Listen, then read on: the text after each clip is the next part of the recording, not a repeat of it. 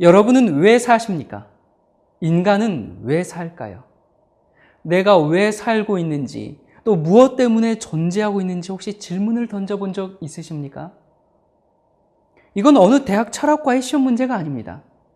또 사춘기 시절의 호기심 찬 질문도 아닙니다. 뭐 할 일 없으니 그런 질문이나 한다면서 쓸데없는 소리 집어치우라고 하실지도 모르겠습니다. 여러분, 현대인들은 그런 생각할 틈이 없이 참 바쁩니다. 가정을 꾸려야 되고 자식을 기르고 치열한 생존 경쟁에서 돈을 벌기 위해 애쓰고, 그래서 이런 질문은 한가한 사람들이 하는 그런 고민으로 치부하려고 하기도 합니다. 그런데 왜 사는가? 이 질문은 인간이 할 수 있는 가장 기본적인 질문이면서 가장 심오한 질문입니다. 태어났으니 그냥저냥 사는 겁니까? 호랑이는 죽어서 가죽을 남기고 사람은 죽어서 이름을 남긴다는데, 그 이름을 남긴들 그런 것이 삶의 진정한 가치일까요? 아니면 성공하기 위해서요? 그러면 어떻게 하는 것이 성공입니까? 돈을 많이 벌고 좋은 직장 다니면 성공입니까? 그런 식으로 성공하지 못하는 사람들은 그러면 살아야 할 이유도 없는 것일까요? 권력과 명예와 부를 누리기 위해서 사십니까? 그래서 그렇게 정신없이 바쁘게 사는 것이 우리 삶의 이유일까요? 사람들이 이 질문에 뭐라고 답하는지 한번 찾아보았습니다. 살기 위해서 삽니다. 살기 위해서 산다. 이것도 참 철학적인 답변이죠. 또 사람들은 태어났으니까 그냥 사는 거죠. 그렇기도 하고, 먹기 위해서 삽니다. 부모님이 날 낳아주셨으니까 거부할 수 없는 운명이지요. 죽지 못해서 삽니다. 정말 오늘날 많은 현대인들이 죽지 못해서 삽니다. 얼마나 죽고 싶은 일이 많을까요? 지금 이 시간에도 삶의 끈을 놓을까 말까 고민하면서 힘겹게 사는 사람들이 참 많을 것입니다. 또 말합니다. 행복하기 위해서 삽니다. 여러분, 행복이 무엇입니까? 더 많이 갖고 더 많이 누리고 사는 게 행복인가요? 저는 목적을 이루기 위해서 삽니다. 어떤 목적이요? 좋은 대학 가기 위해서 열심히 공부하는 것? 그 다음은요? 끊임없이 새로운 목적을 설정하고 그렇게 달려가는 것이 우리가 왜 사는가에 대한 이유가 될까요? 또 말합니다. 왜 사는가라는 질문을 왜 합니까? 그냥 현실에 만족하면서 사십시오. 현자들은 뭐라고 얘기했을까요?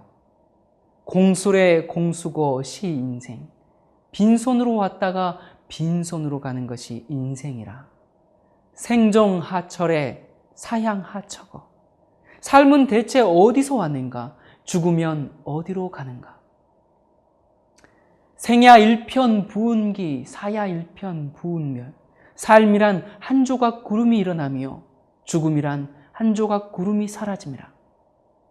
부운 자체 본무실, 생사거래 역여연.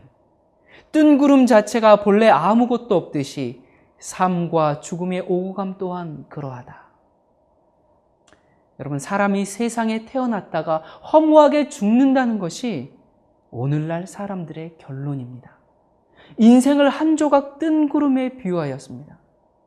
그야말로 인생 무상이요 한여름밤의 꿈과 같은 일장춘몽인가요? 참 허무하죠. 이 왜 사는가라는 이 질문에 좀 더 분명한 대답을 줄 수 있는 사람은 없을까요? 그래서 제가 유튜브에서 왜 사는가라고 한번 검색을 해보았습니다. 그랬더니 TV에도 출연한 어느 스님이 이 주제에 대해서 이야기를 했고 조회수가 25만 건이 넘었습니다. 한 아주머니의 질문으로 시작합니다. 그 아주머니가 제가 이 세상에 태어나서 좋아하는 거 하고 좋아하는 거 먹고 또 참고 그렇게 사는데, 그러다가 결국은 죽는데 죽을 때까지 왜 살아야 하는지 그 이유를 모르겠습니다. 왜 이리 바쁘게 살아야 할까요? 그러더니 이렇게 답변합니다. 이 세상에 사는 사람이 이유가 있어서 사는 게 아닙니다. 사는 건 밥 먹으니까 사는 겁니다. 때가 되면 죽는 거고 그냥 사는 겁니다. 이유가 없습니다. 사는데 무슨 이유가 있습니까? 돌멩이는 그대로 있고 풀은 나는 거고 사람은 그냥 사는 거죠. 별거 아닌 인생에 의미를 엄청나게 주니까 머리가 아픈 겁니다. 의미를 너무 부여하면 괴롭게 삽니다. 사는 건 그저 밥 먹고 물 마시고 숨 쉬고 그냥 사는 겁니다. 인생은 길가에 자라는 작은 풀입니다. 더 이상 의미를 부여할 필요가 없습니다. 재미있는 일은 즐기면 되고 가만히 자는 것보다, 가만히 앉아있는 것보다 일하는 게 재밌습니다. 사는 게 별거 아닙니다. 사는 게 그냥 사는 겁니다. 여러분은 이 대답에 만족하십니까? 그러면서 어떻게 살아야 한다는 것을 좀 더 얘기합니다. 착하게 살아야 하고, 더불어 살아야 하고, 열심히 살아야 하고. 여러분, 어떻게 살아야 한다는 것은 누구나 할 수 있는 얘기입니다. 그야말로 이 왜 사는가에 대한 대답을 명쾌하게 할 수 있는 사람이 얼마나 될까요? 사람들은 왜 사는가? 이 질문에 아직도 명확한 해답을 얻지 못하고 있습니다. 요즘 우리가 사는 이 시대, 21세기 과학 문명이 최첨단을 달리는 이 시대, 굉장히 편리해졌습니다. 그런데 편리는 해졌는데 평안치는 않습니다. 우리가 사는 이 시대는 물질 문명의 혜택으로 없는 것이 없는 세상에 살고 있습니다. 그런데 행복하지는 않아요. 마음은 여전히 답답합니다. 지금 우리가 사는 집들이 얼마나 편리하게 꾸며져 있습니까? 수도꼭지만 돌리면 물이 철철 나오고 좋은 건물과 자동차들. 그런데 행복한 가정은 많지 않습니다. 이런 상담 편지를 받아보았습니다. 사람이 왜 살까요? 매일매일 똑같은 나날의 연속이고 틀에 맞춰져서 살아가야만 하는 이런 삶, 이런 삶의 실증이 납니다. 어차피 죽을 텐데 지금 하는 일이 무슨 의미가 있는 것일까요? 이렇게 사는 게 맞는 건지, 지금 잘하고 있는 건지 여기저기 찾아보았지만 결국 삶의 의미 같은 건 알 수 없다고 합니다. 또한 삶의 의미를 생각한다는 건 오만이라고 합니다. 자신이 뭐 대단한 존재라고 생각하기에 그래서 삶의 의미 어쩌고 한다는 것이죠. 문득문득 왜 사는가 하는 생각이 들 때가 있지만 삶의 의미 같은 건 없다. 이 세상이 제게 준 결론입니다. 그렇다면 살아야 할 의미도 없고 의미 없는 시간을 낭비하느니 죽음으로써 한 줌의 의미를 남겨볼까 합니다. 여러분, 왜 사는가에 대한 이유도 없고 의미도 없다면 결국 이런 결론에 이를 수밖에 없게 됩니다. 이 사람을 어떻게 도와줄 수 있을까요? 또 다른 상담 편지입니다. 왜 사는지 모르겠습니다. 제 존재의 의미는 무엇인지요? 저는 직장 생활을 하고 있는 24살의 여성입니다. 제가 가지고 있는 고민은 누구나 가지고 있다고 생각합니다. 한마디로 왜 사는지 모르겠습니다. 저는 그냥 부모님에 태어난 우연의 산물일 뿐이라는 생각입니다. 왜 태어났는지 이유도 분명치 않고 그렇기 때문에 살아가는 존재에 대한 의미도 분명치 않습니다.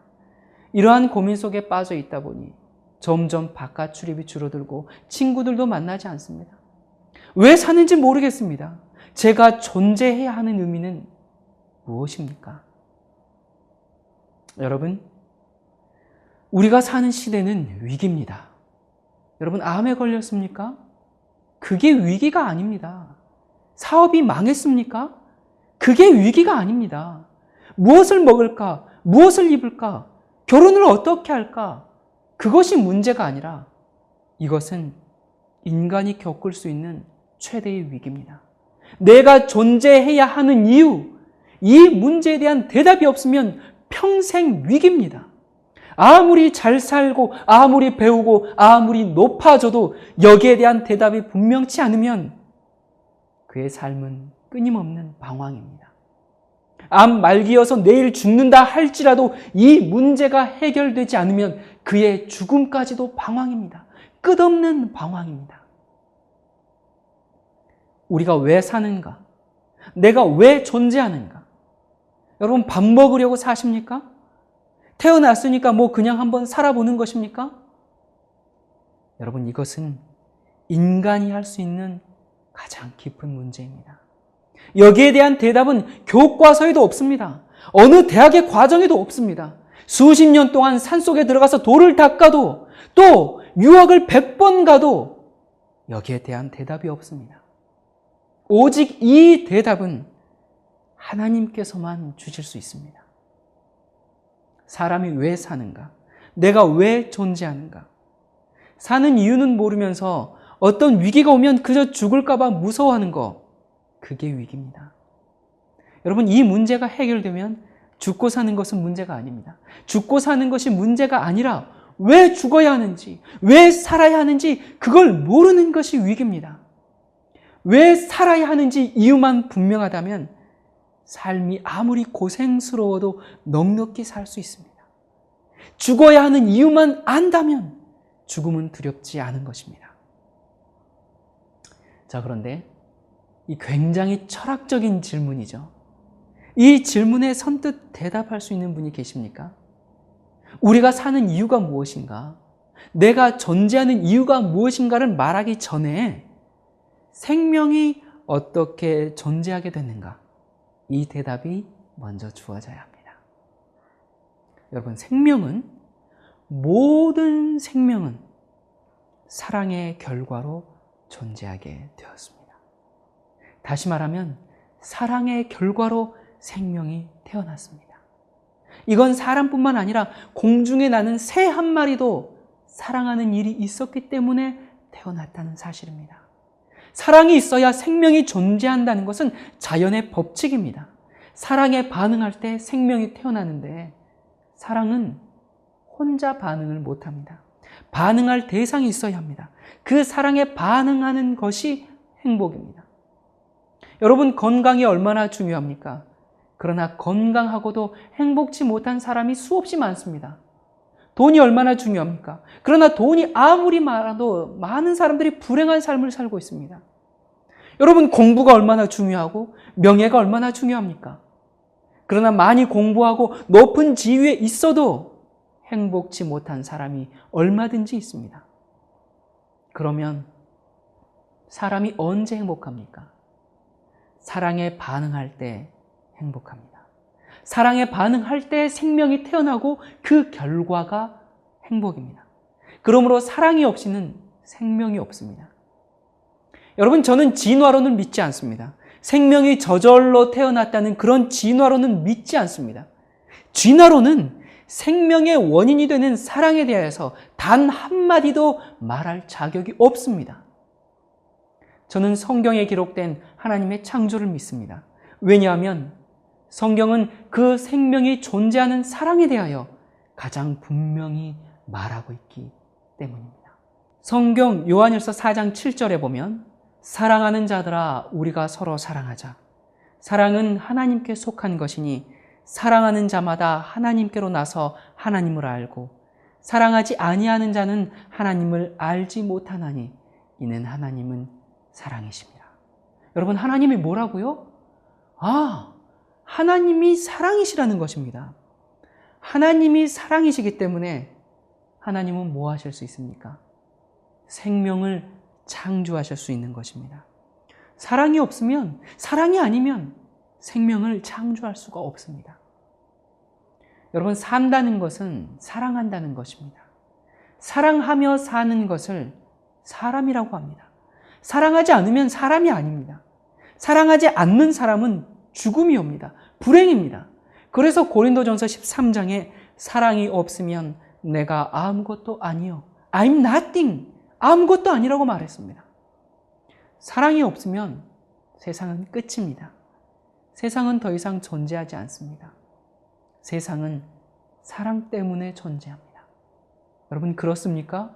네, 그렇습니다. 사랑이 있기 때문에 세상이 있는 것입니다.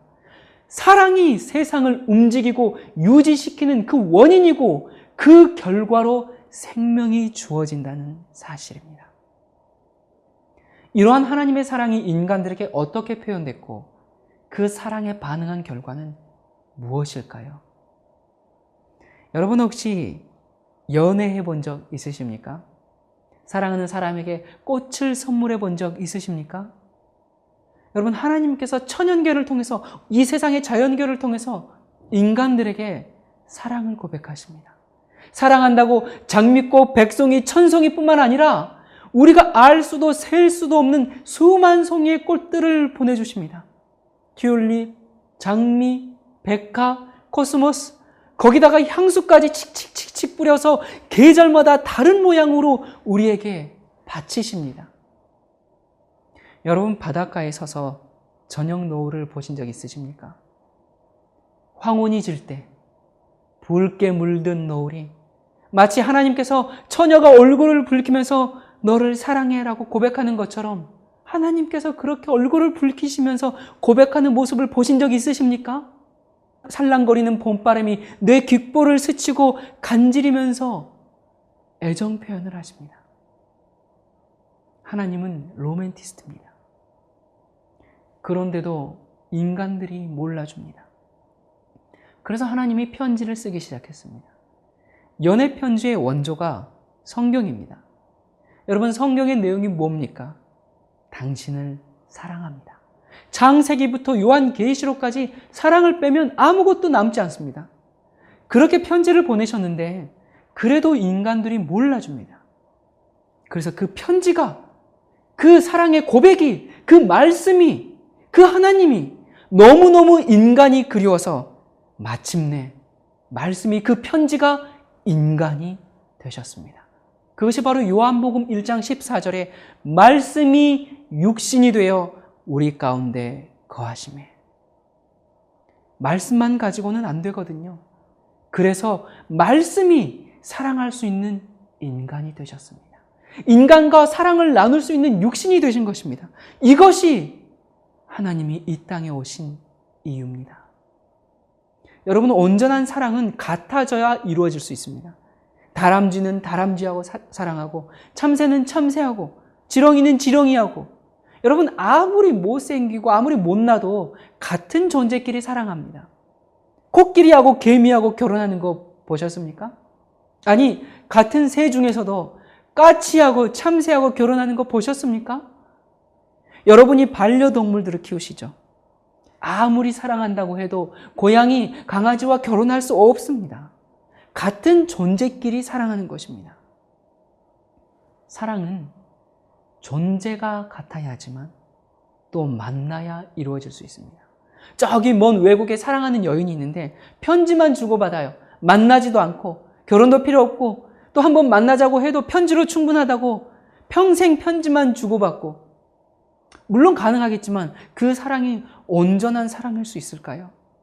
사랑은 만나야 이루어집니다. 만나서 서로의 눈빛을 주고받아야 합니다. 그래서 예수께서 이 땅에 오셨습니다. 하나님이 이 사람들을 너무나 사랑하시는데 인간들이 그걸 몰라줍니다. 그래서 인간이 되셨습니다. 별 볼 일 없는 그 인간들 사랑하자고 하나님이 인간이 되셨습니다. 히브리서 2장 11절에 보면 거룩하게 하시는 자와 거룩하게 함을 입은 자들이 다 하나에서 난지라. 그러므로 형제라 부르시기를 부끄러워 아니하시고. 거룩하게 하시는 자는 누구죠? 하나님이시죠. 그러면 거룩하게 함을 입은 자는 누굽니까? 우리입니다. 그런데 하나님과 우리가 뭐라고요? 형제라고요. 세상에 이럴 수가 있습니까? 세상 어디에 하나님을 형제로 삼고 있는 종교가 어디 있습니까? 하나님과 나는 피를 나눈 형제란 말입니다. 마합소사, 하나님이 인간이 되셨다는 이 사랑은 100번, 1000번을 얘기해도 다 이해할 수가 없습니다. 어떻게 하나님이 인간이 되실 수 있었을까요? 그리고는 나와 형제가 되자고요? 절대 복종을 강요하고 숭배받는 절대자가 아니라 나와 사랑을 나눌 수 있는 가족이 되자고요? 그게 하나님이라고요? 그냥 지구를 없는 셈 치고 새로 하나 만들면 될 텐데 지구에 있는 그 인간들을 구원하기 위해서 하나님이 인간이 되셨다고요? 네, 그게 하나님입니다. 예수님이 이 땅에 아기로 태어나셨습니다. 엄마 뱃속에 있다가 응애하고 태어났어요. 누가요? 하나님이. 아무것도 모르고 그저 배고프면 울고 똥 싸면 기저귀 갈아줘야 하는 그런 아기로 태어났다는 말입니다. 응애하면서 나는 하나님이다, 내게 머리를 숙여라, 그렇게 태어난 게 아닙니다. 예수님이 자라나시면서 엄마, 이 꽃이 참 이쁜데 이게 무슨 꽃이에요? 그건 백합화란다. 엄마, 저기 아주 날개가 큰 멋진 새가 무슨 새죠? 저 새는 새들의 왕인 독수리란다. 여러분, 대화를 나누고 있는 그 엄마와 어린 예수의 모습을 한번 상상해 보십시오. 새들을 만드시고 꽃들을 만드시고 지구를 만드시고 우주를 창조하신 그 하나님께서 인간에게 그 이름을 하나하나 배우시는 모습을 상상해 보시기 바랍니다. 예수님의 이 땅의 마지막 모습이 어떠했는지 아십니까? 이 잔을 내게서 지나가게 하옵소서. 아니, 창피하게 왜 이러시죠? 돌아가실 때 엘리 라마 사박다니, 나의 하나님 어찌하여 나를 버리셨나이까? 완전한 절망입니다. 절규하신 분이에요. 아니, 왜 멋지게 죽지 못하시고 순교자들은 어떻게 죽었습니까? 오 하나님, 나의 영혼을 받아주십시오. 그렇게 죽어가는데 예수님은 왜 절규하면서 죽으셨을까요? 그분은 십자가에서 죽어버리신 분입니다. 무덤 너머 저편을 보지 못했습니다. 부활의 소망을 갖지 못했습니다. 죄로 인해서 하나님과 완전한 분리를 경험하신 겁니다. 하나님으로서의 존재를 영원히 포기해버리신 것입니다. 나의 존재가 영원히 없어지더라도 저 인간들을 영원히 살릴 수 있다면, 그러면서 하나님으로서 포기해버리시고 하나님으로서의 생명을 그쳐버리시고 인간을 위해 죽어버리신 것입니다. 여러분, 하나님은 사랑에 눈이 멀어버렸습니다. 우리를 향한 사랑은 상상을 초월합니다. 어떤 과학도 그것을 설명할 수가 없습니다. 어떤 인간의 지혜도 그 사랑의 깊이를 잴 수가 없습니다. 그래서 사도 요한은 인류에 대한 하나님의 사랑의 그 높이와 깊이와 넓이를 보았을 때 찬탄과 존경의 마음이 충만하여 뭐라고 표현할 수가 없어서 이렇게 부르짖었습니다. 보라, 아버지께서 어떠한 사랑을 우리에게 주사 하나님의 자녀라 일컬음을 얻게 하셨는고. 여러분, 성경에서 제일 유명한 구절이 어떤 구절인지 혹시 아십니까? 교회 안 다니는 사람도 알고 있는 그 성경 구절, 노래로도 불려지는 그 성경 구절, 그게 뭡니까? 하나님이 세상을 이처럼 사랑하사 독생자를 주셨으니 이는 저를 믿는 자마다 멸망치 않고 영생을 얻게 하려 하심이니라. 여러분, 이 내용이 무엇입니까? 사랑입니다. 그냥 사랑이 아닙니다. 내가 너를 위해서 죽겠다는 사랑 고백입니다. 당신을 위해서 내 목숨을 바치겠다는 것입니다. 이는 저를 믿는 자마다 멸망치 않고 영생을 얻게 하려 하심이니라. 여러분, 여기 보면 사랑과 무엇이 연결되어 있죠? 사랑과 생명이 연결되어 있습니다. 복음이 무엇입니까? 하나님이 인간을 죽도록 사랑하신다는 얘기입니다. 정말 죽으셨다는 얘기입니다. 왜요? 우리를 영원히 살리기 위해서, 영원한 생명을 주시기 위해서 죽음보다 더 강한 사랑을 우리에게 베푸셨다는 얘기입니다. 이 사랑에 반응하면 영생이 발생합니다. 요한복음 3장 16절은 영원한 사랑의 과학입니다. 여러분, 그런데 사랑은 언제나 개인적이지 않습니까? 사랑합니다라고 고백할 때 사람들을 모아놓고 합니까? 물론 대중적으로 이렇게 얘기할 수도 있죠. 그러나 사랑하는 어떤 개인에게 고백할 때 항상 사람들을 모아놓고 합니까? 그건 아니죠. 그래서 요한복음 3장 16절은 깊은 밤 감람산 숲속에서 니고데모와 단 둘이 있을 때 그의 귓가에 속삭이신 것입니다. 내가 당신을 너무 사랑해서 당신 대신 죽겠습니다. 여러분, 이게 뭡니까? 그날 밤에 예수님께서 사랑 고백하신 것입니다.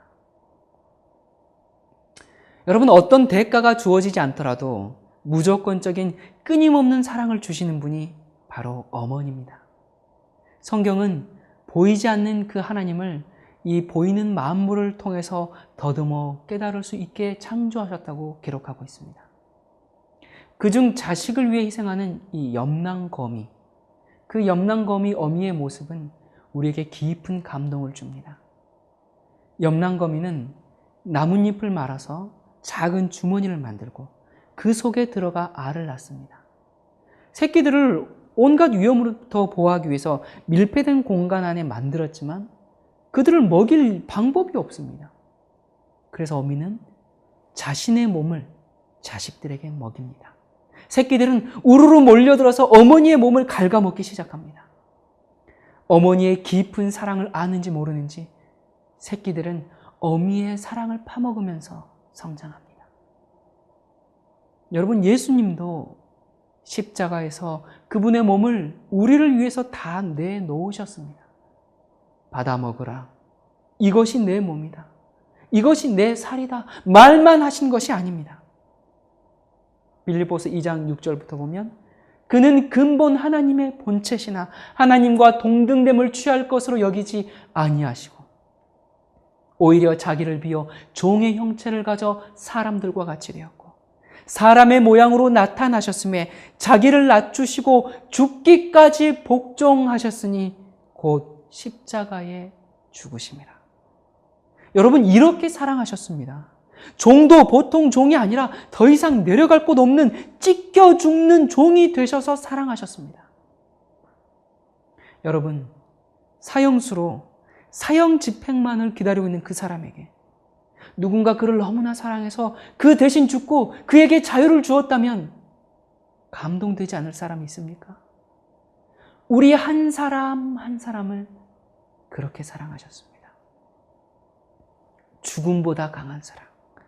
그 사랑을 주신 하나님이 그분이 지으신 인간이 범죄함으로 죽게 되었을 때 그 인간을 구원하시기 위하여 이 땅에 오셔서 죽어버리셨습니다.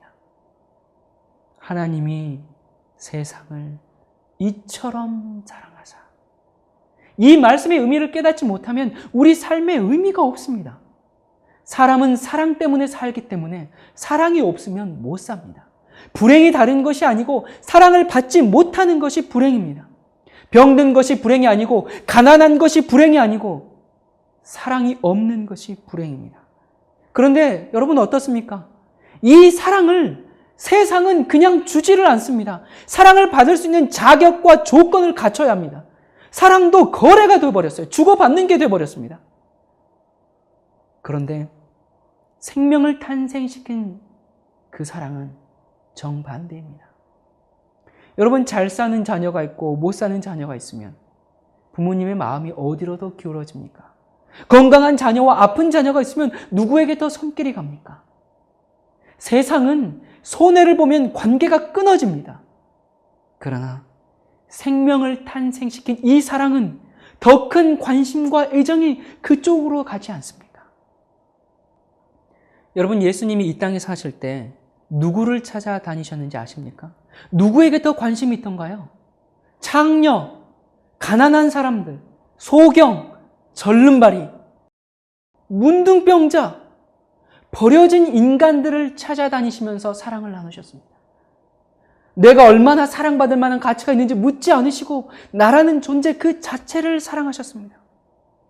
혹 세상으로부터 사랑을 받지 못해서 상처받았을까 봐 나는 외톨이야. 내 삶의 의미는 없어. 그렇게 삶을 포기한 사람들이 있을까 봐 일부러 그런 사람들만 찾아다니시면서 그들과 친구가 되시고 아낌없이 사랑을 베푸시고 함께 먹고 함께 지냈습니다. 그래서 예수님은 자기가 경건하다고 생각하는 사람들로부터 죄인들과 함께 어울려 다닌다. 불황자들과 함께 지낸다. 그렇게 비난을 받으셨습니다. 여러분, 그런데 예수님이 이 지구에 왜 오셨습니까? 온 우주에서 이 지구만이 죄로 더럽혀져 있습니다. 여러분, 우주가 얼마나 광활한지 아십니까? 현재까지 인간이 발견한 이 가장 큰 별이 바로 BY 캐니스 매니저스라는 이 별인데요. 얼마나 큰지 한번 잠깐 영상을 통해 보실까요?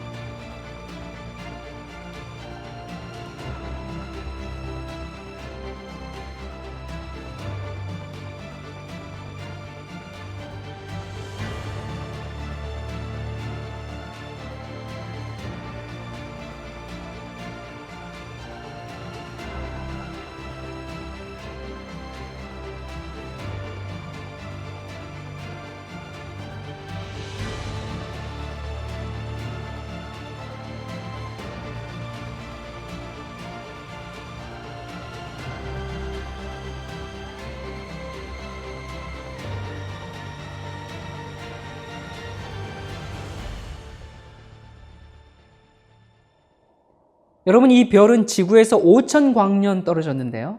자, 5,000광년 하니까 별로 감이 좀 잡히시지 않으시죠? 1광년의 거리가 얼마죠? 1광년은 1년 동안 빛이 날아가는 거리입니다. 빛의 속도는 1초에 30만 킬로를 갑니다. 그러니까 똑딱할 때 지구 7바퀴 반을 속도입니다. 똑딱할 때 지구에서 달까지 가는 거리가 바로 빛의 속도인데 그렇게 1년을 가는 게 1광년입니다.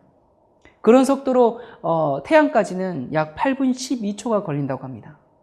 그런데 지구에서 5,000광년 떨어졌다는 것은 우리의 상상으로는 짐작도 할 수 없는 거리입니다. 이 별 한 바퀴를 돌리면 시속 900km 비행기로 약 1,100년 동안 날아야 한 바퀴를 돈다고 합니다. 이 별에 비하면 지구는 거기에 전보다도 작은 곳입니다. 우리가 아무리 크게 상상할지라도 우주는 그것보다도 훨씬 더 큽니다. 그런데 이건 단순히 별 하나의 크기고요. 우리가 살고 있는 이 은하계의 지름이 10만 광년입니다. 이 은하계 속에 수천억 개의 태양계가 있습니다. 지구에서 가장 가까운 안드로메다 은하까지는 250만 광년을 가야 합니다. 수천억 개의 태양계를 담고 있는 은하계가 또 수천억 개가 있고 수천억 개의 은하계를 담고 있는 은하군이 또 수천억 개가 있고 수천억 개의 은하군을 담고 있는 은하단이 있고 수천억 개의 은하단을 담은 우주가 있습니다. 여러분, 그런데 이 별들이 그냥 허공에 떠 있는 것이 아닙니다. 상상하지 못할 속도로 돌고 있습니다. 지구만 해도 어떻습니까? 지금 우리가 이 속도감을 전혀 못 느껴서 그렇지 지구는 시속 1670km로 빙글빙글 돌고 있습니다. 그렇게 자전하고 있습니다. 1670km로 자전하면서 또 시속 10만 8,000km로 공전하고 있습니다. 빙글빙글빙글 돌면서 또 공전을 하고 있는 것입니다. 지구만 이렇게 도는 것이 아니라 우주에 있는 모든 별들이 교통사고 한 번 나지 않고 달리고 있습니다. 각각의 별들이 돌면서 그 별들을 담고 있는 수천억 개의 태양계가 또 돕니다. 마찬가지로 수천억 개의 태양계를 담고 있는 은하계가 또 돕니다. 그런데 이 우주가 어떤 한 중심을 가운데 두고 돕니다. 그 중심이 어딜까요? 과학자들은 그냥 미지의 중심이라고 그렇게 얘기합니다. 여러분, 그곳은 하나님의 보좌일 것입니다. 인간의 상상력보다 유일하게 큰 것은 아마 우주일 것입니다. 그런데 이 캄캄한 지구에 정말 전보다도 적은 표현할 수 없는 그런 먼지보다도 작은 이 지구에 하나님께서 친히 오셨습니다.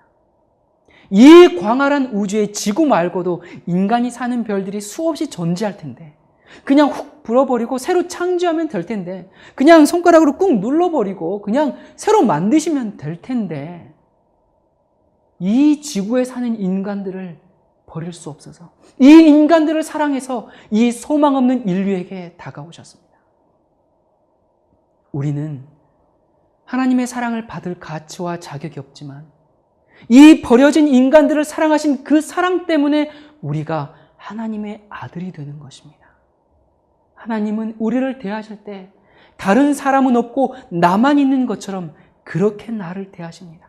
만약에 예수님께서 십자가의 죽으심으로 단 한 사람밖에 구원하지 못한다 할지라도 예수님은 그것을 선택하셨을 것입니다.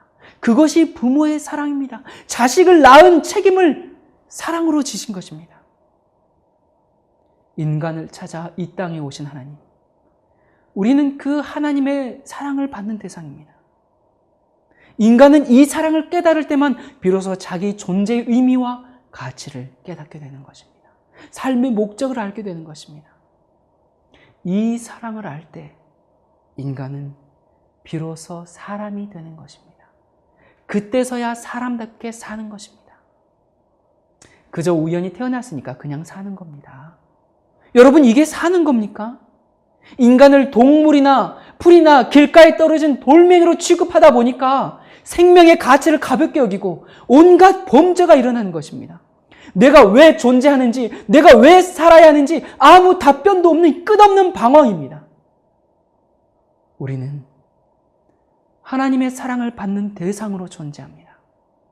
나와 사랑을 나누시기 위해서 하나님이 신이 인간이 되어 이 땅에 오셨습니다. 그러므로 나의 가치는 신이 목숨을 바꿀 만큼 가치 있는 존재입니다. 우리는 그런 존재입니다. 하나님의 사랑이 우리에게 이렇게 나타난 바 되었으니 하나님이 자기의 독생자를 세상에 보내심은 저로 말미암아 우리를 살리려 하심이니라. 사랑은 여기 있으니 우리가 하나님을 사랑한 것이 아니요 오직 하나님이 우리를 사랑하사 우리의 죄를 위하여 화목제로 그 아들을 보내셨음이니라. 여러분, 십자가를 바라보십시오.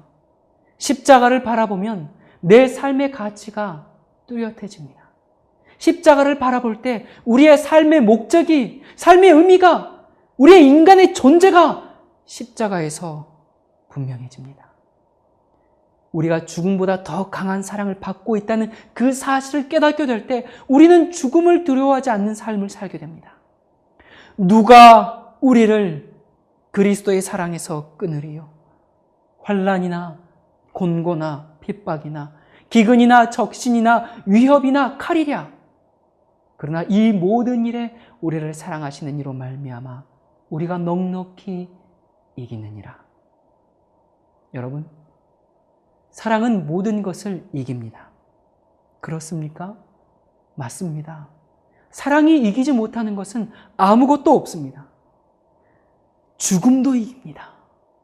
암이 우리를 그리스도의 사랑에서 끊을 수 있을까요?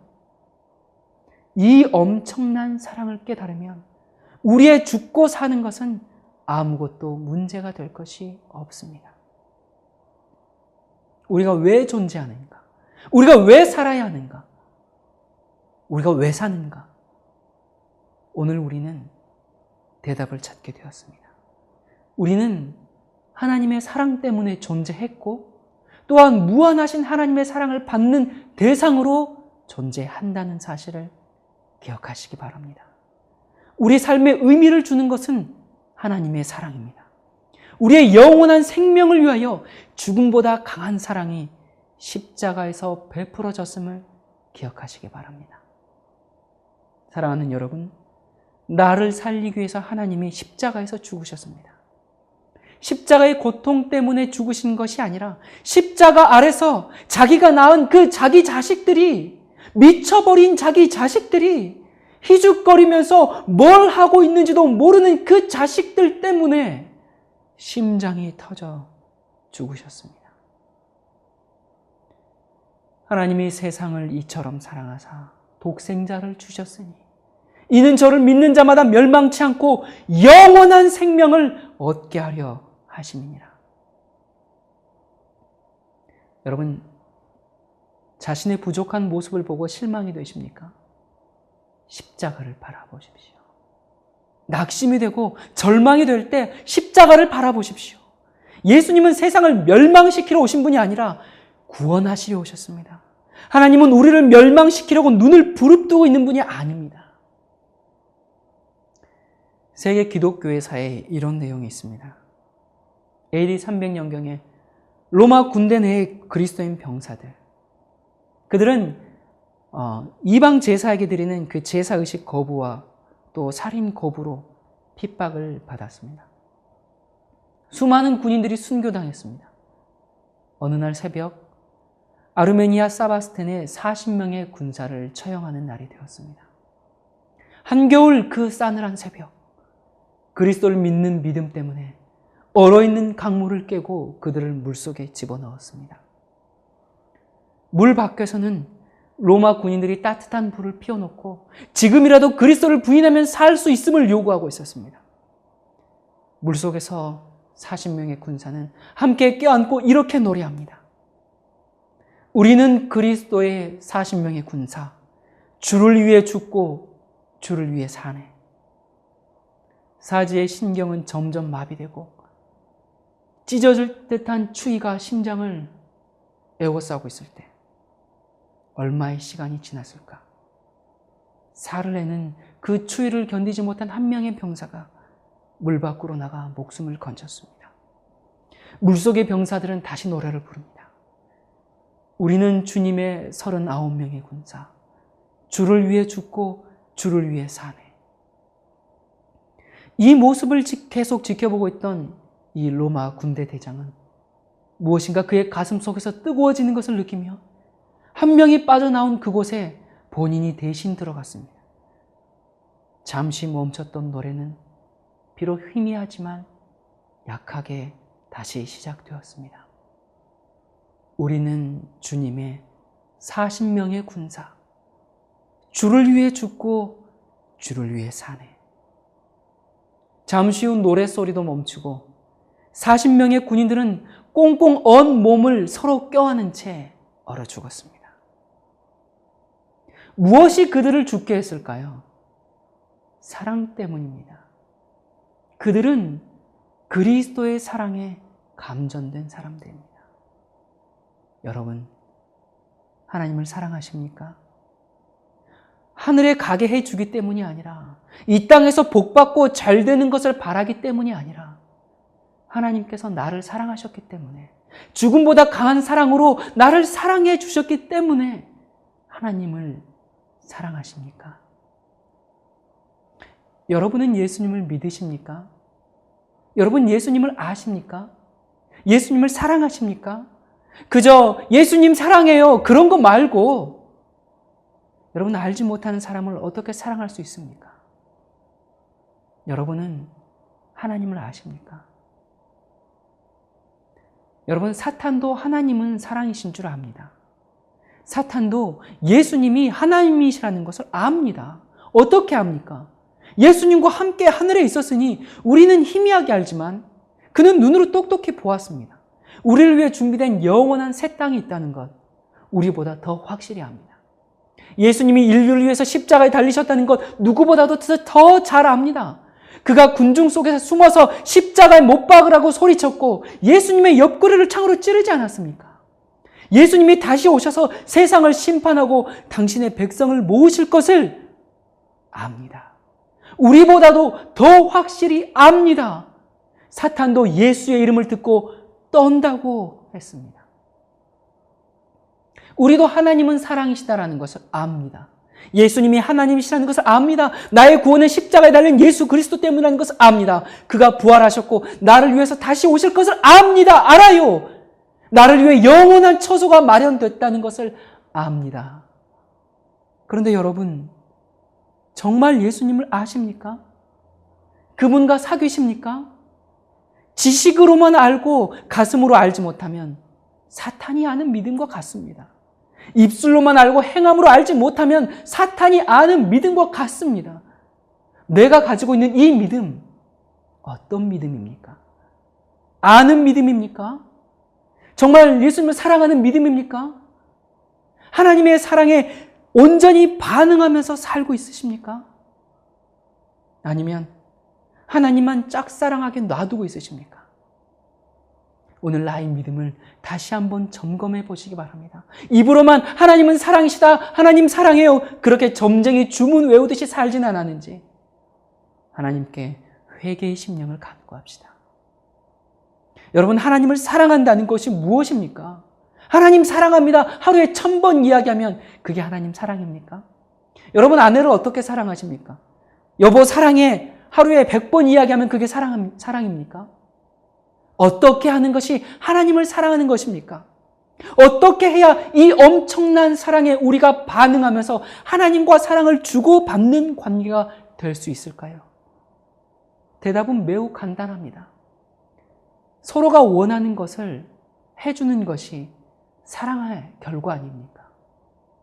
요한복음 14장 15절에 너희가 나를 사랑하면 나의 계명을 지키리라 말씀하셨습니다. 14장 21절에 나의 계명을 가지고 지키는 자라야 나를 사랑하는 자니 나를 사랑하는 자는 내 아버지께 사랑을 받을 것이요 나도 그를 사랑하여 그에게 나를 나타내리라 말씀하셨습니다. 여러분, 하나님의 계명을 지키며 사는 것이 어렵다고 말하지 마십시오. 종교적인 의미에서 그냥 선하게 살아야지 그렇게 애쓰는 건 하나님 안 믿는 사람도 그렇게 합니다. 하나님을 사랑해서 그 하나님을 위해서 내가 무엇이든 하고 싶은 그런 욕구로 하나님의 계명을 지키는 것은 결코 어렵지 않습니다. 여러분, 아내를 사랑하는 것이 어렵게 느껴진다면 그것은 심각한 부부의 위기죠. 마찬가지로 계명을 지키면서 사는 것이 어렵게 느껴지거든 여러분의 매우 심각한 신앙 상태에 있다는 것을 깨달으시기 바랍니다. 그런 믿음을 가지고는 구원이 없습니다. 예수님은 항상 자신의 뜻을 포기하고 아버지 하나님의 뜻대로 사셨습니다. 여러분, 어떻게 그것이 가능했을까요? 사랑 앞에는 불가능이 없습니다. 주님이 하셨기 때문에 우리도 할 수 있습니다. 여러분, 독수리가 염소에게 나를 따라오라 그러면 말이 안 되죠. 염소가 따라가다가 어떻게 납니까? 예수님이 만약에 나를 따르라, 죄를 짓지 말고 하나님의 뜻대로 살아라, 그렇게 하는 것이 그와 같은 불가능을 요구하는 것이었습니까? 아닙니다. 그래서 예수님이 하나님으로서 요구하신 것이 아니라 성육신하신 것입니다. 인간이 되신 것입니다. 우리 입장에서 사신 것입니다. 우리가 당하는 고난과 시험과 우리 그 본성의 유혹을 다 당하시면서 그렇게 사셨습니다. 그러면서 성령을 통하여 죄를 승리하셨습니다. 그래서 우리를 어떻게 도와줄지 아십니다. 그래서 하나님께서 우리에게 어떻게 살아야 한다고 요구하실 수 있는 것, 그렇게 말씀하실 수 있는 것입니다. 우리 하나님은 우리를 너무나 사랑하셔서 다시 오실 것입니다. 그 약속을 지키실 것입니다. 그러나 예수께서 하늘에 데려가는 사람은 믿는 사람들이 아닙니다. 하나님을 사랑하는 사람들을 데려갈 것입니다. 하나님의 사랑에 반응하는 삶을 사시기 바랍니다. 하나님을 짝사랑하게 놔두지 말고 이 하나님의 사랑에 날마다 감전되어서 그 사랑에 온몸으로 반응하는 참된 그리스도인이 되기를 간절히 바랍니다.